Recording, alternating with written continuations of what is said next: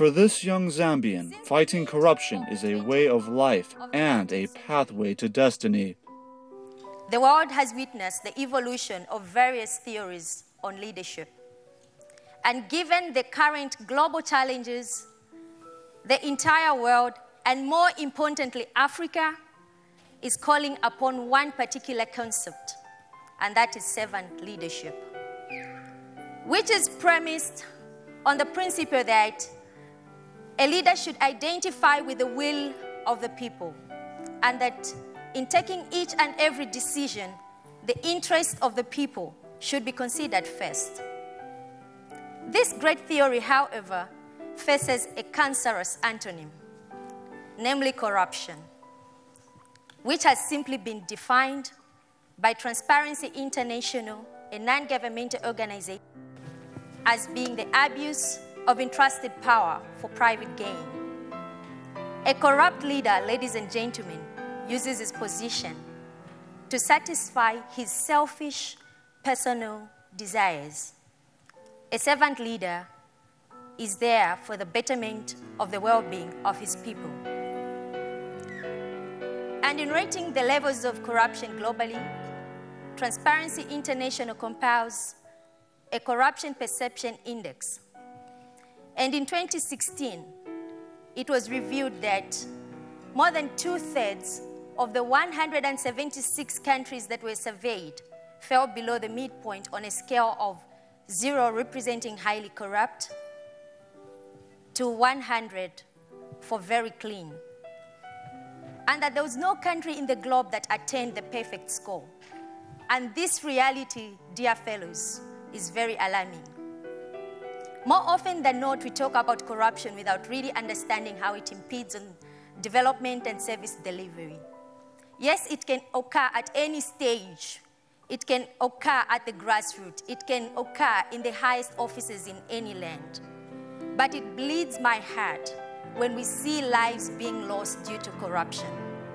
Let us imagine a young medical doctor who is eager and willing to save lives of people in his community, yet challenged by the lack of requisite medical equipment, owing to the fact that the funds that were earmarked for the procurement of the said equipment were embezzled by people charged with the responsibility of procuring the said equipment.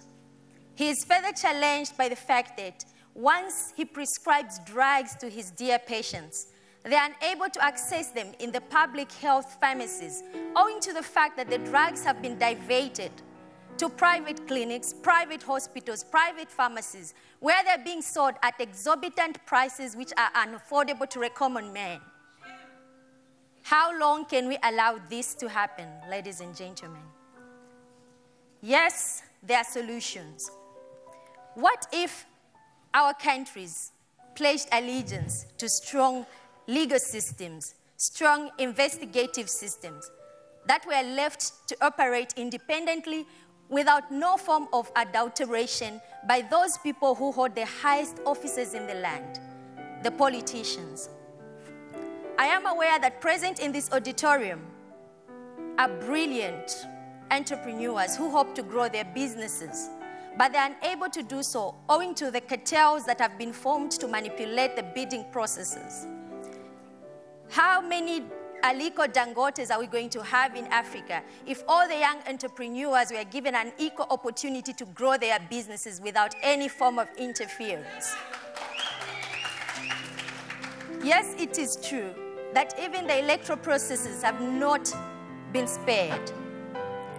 We have used our significant right to choose leaders democratically by exchanging it with consumables that we are given in form of campaign materials, which should not be the case.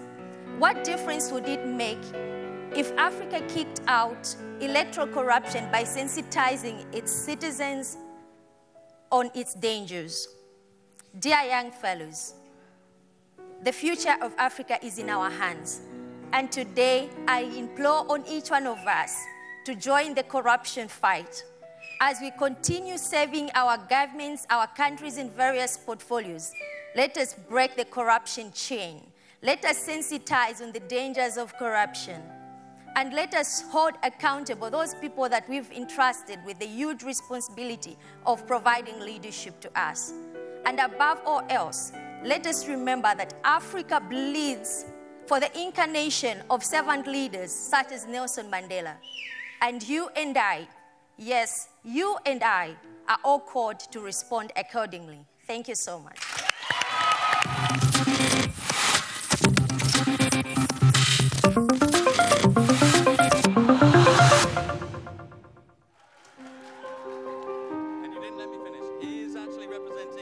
One Ghanaian energy expert says Africa must unite to solve a problem which he believes poses an existential threat.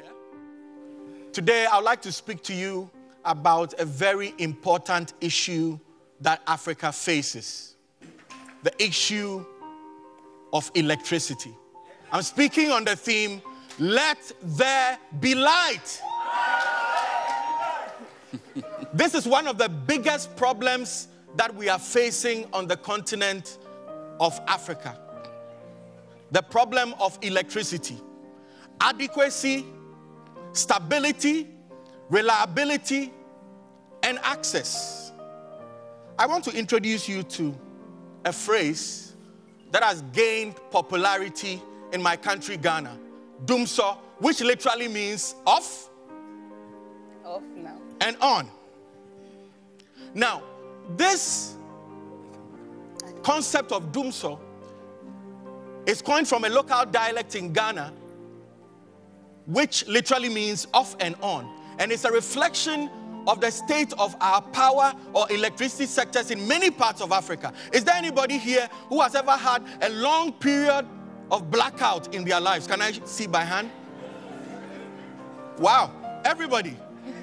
So it's not just a national problem, it's a continental problem.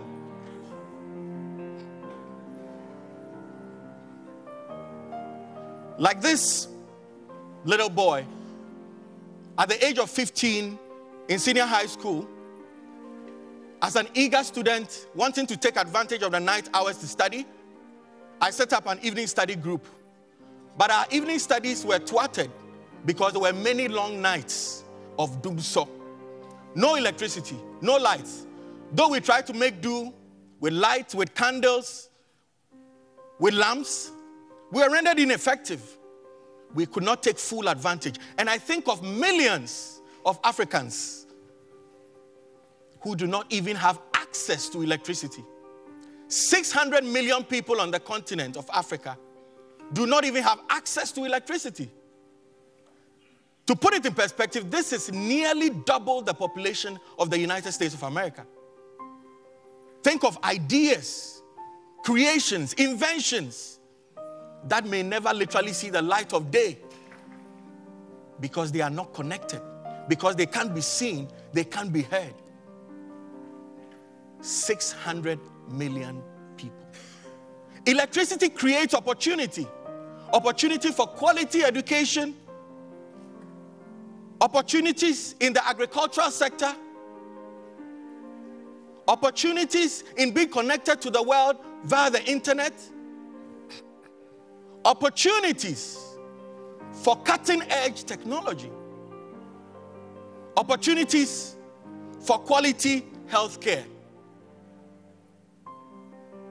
Here we see that several countries in sub-Saharan Africa are in a very low zone of economic development. It is a fact that there's a correlation between economic growth, electricity supply, and its consumption. And we see that most African countries are in the low zone. How can we compete? How can we rub shoulders with what we have called today the first world?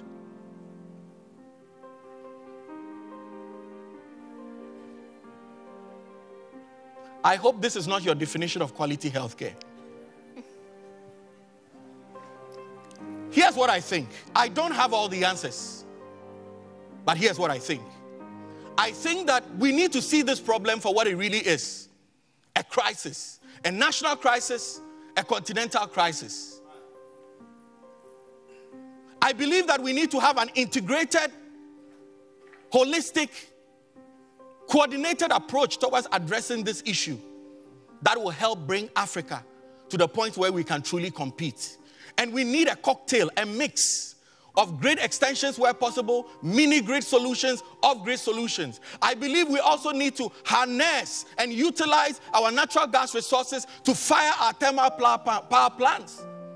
I believe we need to remove the bottlenecks to solar power development on our continent, because we have loads of sunshine and so many areas where we can take advantage of the sun's power. I believe we need to come up with creative ideas to be able to address the issues that our power utilities face. This is the part that I'm playing. Helping shape policy towards solving the problem of doomsday. I want you to join me in this campaign, that Africa will no more be known as the continent of darkness, but a continent of light. Let there be light. Let there be light. Let there be light. I want you all to join me as we say, let there be light.